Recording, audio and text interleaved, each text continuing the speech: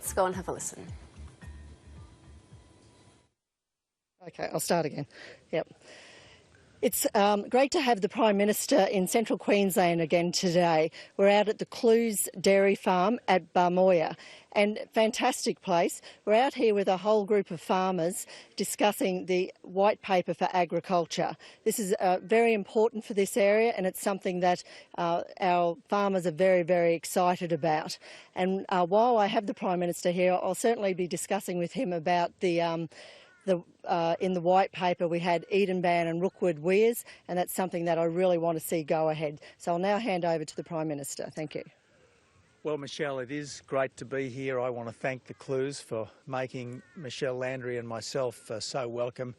And I want to thank all the local farmers for their interest in what this government is doing to ensure that agriculture has an even bigger place in our economic future than it's had in our past. I'm really excited about the agriculture white paper. I'm very excited about the Northern Australia white paper, and together these two white papers are very good news for the electorate of Capricornia and indeed for Queensland, particularly Northern Queensland. Under the Ag White Paper, your on-farm water infrastructure can be written off immediately. Your fodder infrastructure can be written off over 3 years. Your farm fencing can be written off immediately. In the Ag White Paper, there's $100 million more for research so that our farmers can remain the best in the world. There's $200 million for biosecurity so that our farms can be as safe as any in the world. And of course, in both of the white papers, there's $500 million for new water storages. And one of the things that we really do need to overcome in this country is the dam phobia that has afflicted us for the last couple of decades because of the alliance between the Labor Party and the Greens. So look, this is an exciting time for Australian agriculture. It's particularly good to be here on a dairy farm because Australian dairy has an enormous potential, particularly as a result of the free trade agreements, which will reduce dairy tariffs ultimately to zero in most of our major Asian markets. Australian dairy is about 7% of the world's dairy exports. About 38% of our dairy products our milk is exported, and there's about 40,000 people in dairy. So this is an exciting time for Australian agriculture, made all the more exciting because this is a government which is serious about doing the right thing by the farmers of our country. Just speaking to the Clues family before, and they said since the $1 a milk sort of price wars came in, they've lost up to $200,000 in the first couple of months.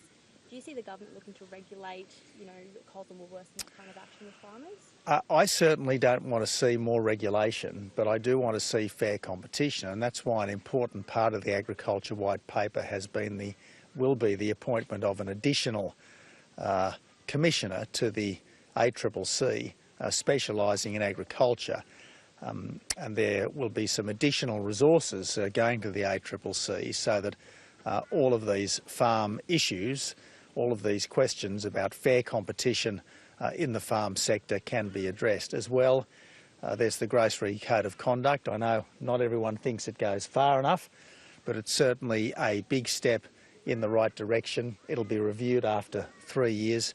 So together with the new Commissioner specialising in agriculture and the Grocery Code of Conduct, I think farmers can be very confident that they will have a fair bargaining position vis-a-vis the big supermarkets.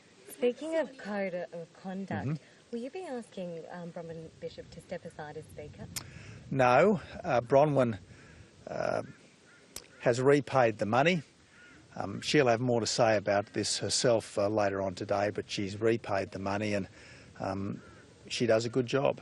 So, Prime Minister, with integrity such an important feature of your government, isn't it appropriate that you stand aside, at least while the Finance Department is conducting its investigation?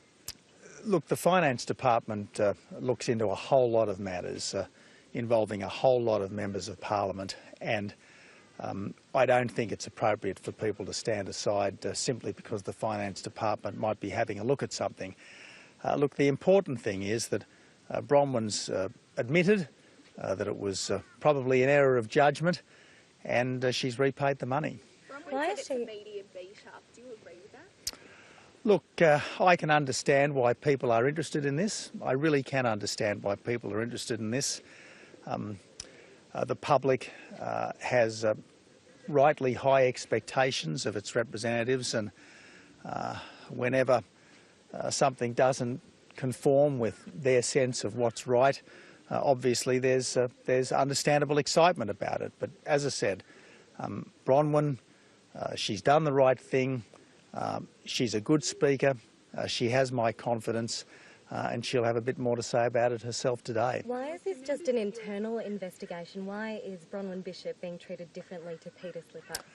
Well, no. Absolutely normal procedures are being followed here. Absolutely normal procedures are being followed here. The Department of Finance will have a look at it, and if they think there's anything else to do, well, that will be done. Why is she being treated differently to Peter Slipper? That's not correct. Members of your front bench are describing Bronwyn Bishop as a protected species. Is it time that you put aside your personal allegiances to the Speaker in the interest of public confidence in your government? Well, as I said, Bronwyn has repaid the money. She's repaid the money with, in fact, a penalty that was put in place by this government early in its life. She'll have more to say about this herself later on this afternoon. Just to the agricultural sector for a moment. So obviously farmers' environmental sustainability is very important to them. Do you think they're concerned that their government is approving mines and things like that, but moving away from solar and renewable energies? Look, I understand that there's been quite a bit of controversy about the Chenois mine, the Watermark mine near Gunnedah, and it's very important that the highest environmental standards be applied to this mine, and that's why Minister Hunt has given it conditional approval. I stress conditional approval, and those conditions will have to be well and truly met for this mine to get environmental tick-off by the Commonwealth Government. But I do want to stress two things. First of all, there has been a very, very thorough process in respect of this mine.